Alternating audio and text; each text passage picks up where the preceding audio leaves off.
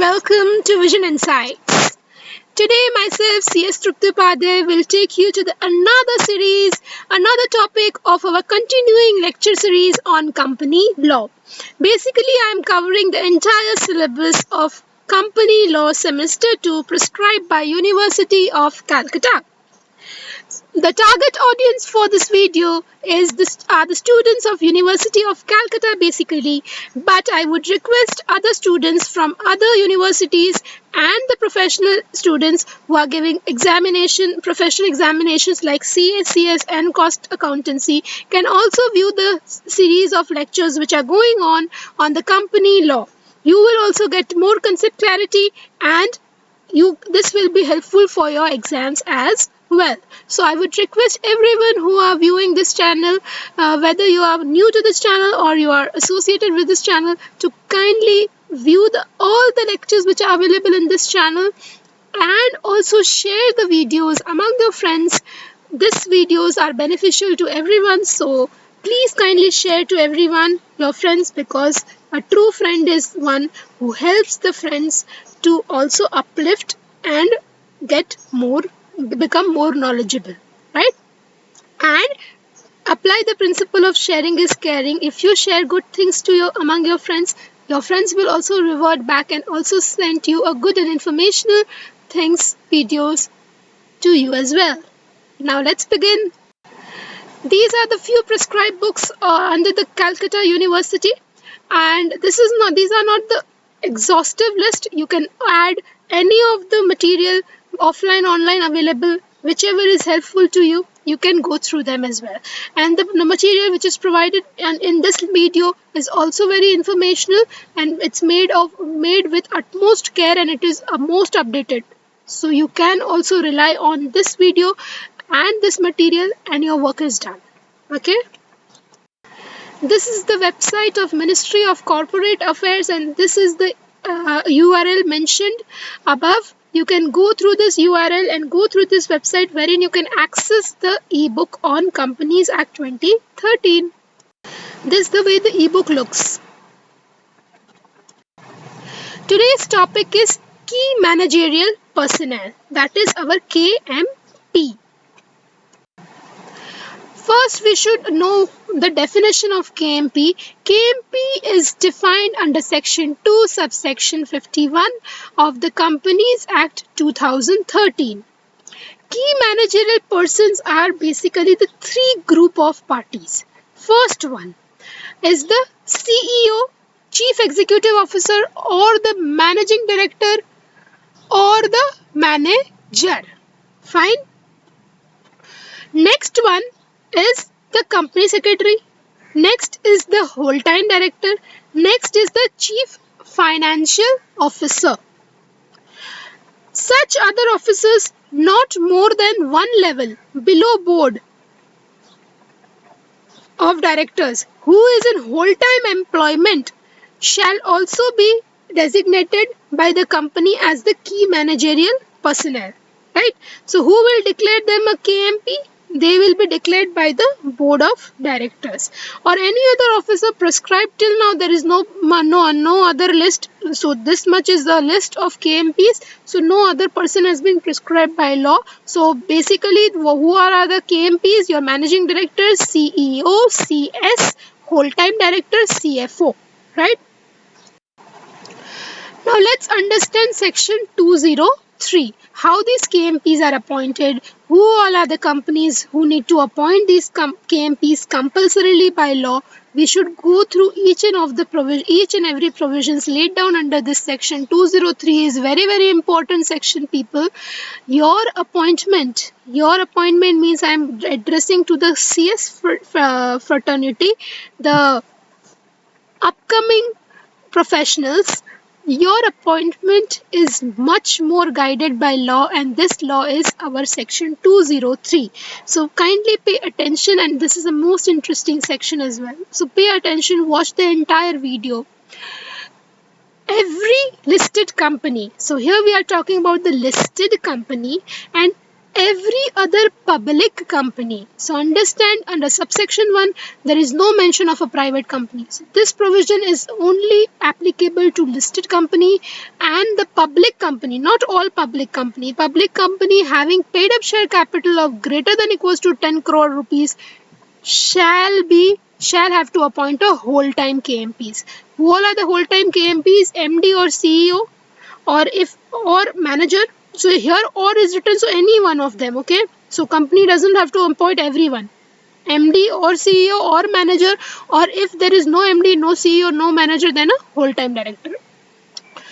And CS and CFO. So I have previously talked about the three group of parties. So one is a CS, another is the CFO, and another is the whole time director or MD, CEO or manager. If any of the three is not available, that is MD, CEO, manager is not there in the company, then the whole time director will be considered as KMP. Which kind of company we are talking about? A listed company or a company or a public company having a paid up share capital of greater than equals to 10 crore rupees. Fine. An individual shall not be appointed or reappointed as a chairperson of the company in the pursuance of the articles of the company as well as the MD or CEO of the company at the same time. What does this mean? That a person, suppose Mr. X is there, Mr. X is an individual who is appointed as a MD of the company or he is a CEO of the company, then Mr. X is not eligible for appointment as a chairman of the company. So chairman and MD or chairman and CEO. There can be two options, chairman or MD or chairman or CEO. They should be two separate persons. They can't be same. Fine. Articles of the company provide otherwise means normal provision says that there should be two different parties. MD and chairman should be two different people. But articles can lay down other provision that they want them a same person unless the articles of such a company provide otherwise or the company is carrying out multiple businesses. So these two exceptions are there. Law says that MD and chairman should be two different parties, but if the articles say that article laid down that the company wants the same person to be MD and chairman, this can happen. Next, it is written that for the companies who carry multiple businesses, like our conglomerate, a big giant, that is our ITC. Let's take an example of ITC. In ITC, there are so many different businesses the company conducts, right? So for separate business, a separate CEO would be there, a separate MD would be there, right? So here, if it is carrying on multiple businesses, then the people can be same, no problem. Provided further that nothing contained in this first provision shall apply to such classes of companies engaged in multiple businesses and which has appointed one or more CEOs for each of such businesses as may be notified by the central government. CG means central government. So that is already explained. Every public company is already over. Listed company is already over. Subsection 1 clearly speaks about that. What is the provision regarding KMPs? Now we will talk about the KMP provision with regard to private companies. Private companies, here there is an amendment. Previously there was a limit of 5 crore rupees.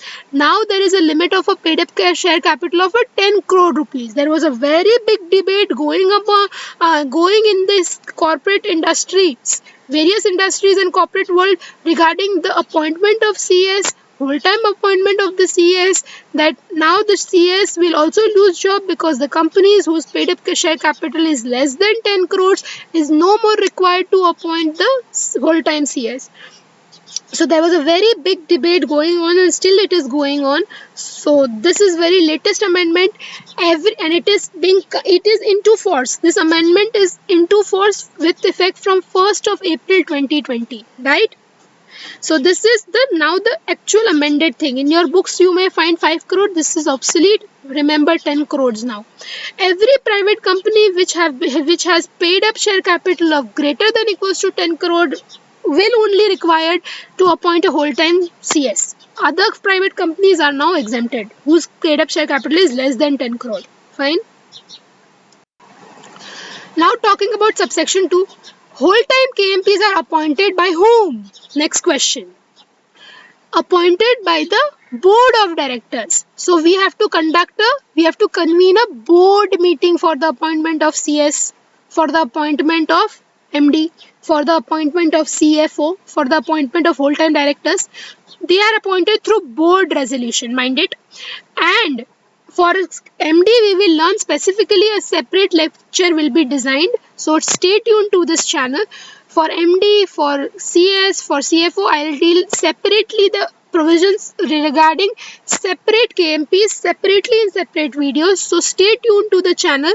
In few days you will get the videos for them as well, dedicated video for the separate different types of KMPs. But here you understand that for KMP a board resolution is required and board of directors appoint them, and the terms and conditions for their appointment including the remuneration shall be mentioned in the BR. Okay, whole-time KMPs shall not hold office in more than one company except in the subsidiary company at the same time. This is very, very important. You may find that Mr. A is a MD of company A, and company A and company B, and he can also be a MD of company B as well. And A and B are not related, means company A and company B is not related to each other. Separate company is there. Then he can hold a whole-time employment in both the places, at both the places. Answer is no. A whole-time company, whole-time KMP, be it a MD, be it a manager, be it a whole-time director, be it a CS, CFO, if they are in whole-time position in any company, they cannot hold any employment in any other company. But one exception is there in a subsidiary company. Suppose company A and company C. Company C is a subsidiary company of company A. Then obviously the same company secretary can be a CS of subsidiary company C as well. Okay, at the same time. Provided that nothing contained in subsection shall disentile, means here it is written that a director, this does not restrict any director of a company to become any KMP of a company to become a director in any other company. What does it mean? That suppose Mr. A is a CS of company A, and now Mr. A got an offer from company B, that offer of directorship. Then obviously with the permission of the board of company A, Mr. A, that is our KMP of company A, can become a director of company B. There is no problem. Okay. And nowadays, for independent directors, most of the professionals like us, like company secretaries and cost accountants and chartered accountants, are also passing the exam of independent directors, and they are also now eligible for getting appointment in any of the companies as an independent director. So obviously the CS can also become a director. Some of you might have question in your head that how can a CS be a director of a company? Now it is allowed. And now it was allowed previously also, but now this is much in news because of the new provisions with regard to ID, that is our independent director. So obviously a dedicated video for independent director is also there. So this will also be available to you in some time. Okay. Now moving to this. What is written for MD? MD, please pay attention to this provision, very, very important. MD has a separate provision with other KMPs we have already discussed, provided also that a company may appoint or employ a person as its MD. Previously what we have learned, that a person who is a KMP cannot hold office in more than one company at the same time, right? But now you can appoint MD. In MD's case, some new provision or some exception is there. A company may appoint or employ a person as its MD if he is an MD or manager of one and of not more than one other company. So suppose one person is there, Mr. A, who is an MD of suppose A Limited. Now company B also wants to make him MD. Company B can do so. And A and B are unrelated. B is not the subsidiary of A. Fine. And such employment or appointment is made or approved by the resolution of the board. So board resolution was passed with the consent of all the directors present at the meeting. So it was a unanimous board resolution. With a unanimous board resolution, a director, a managing director was appointed. That person is already a MD of some other company. Fine.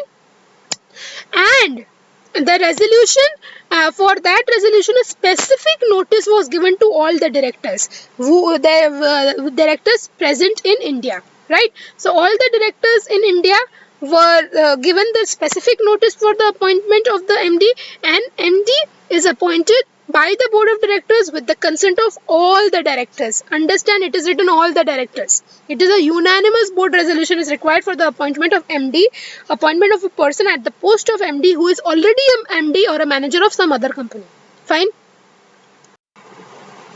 Subsection 4.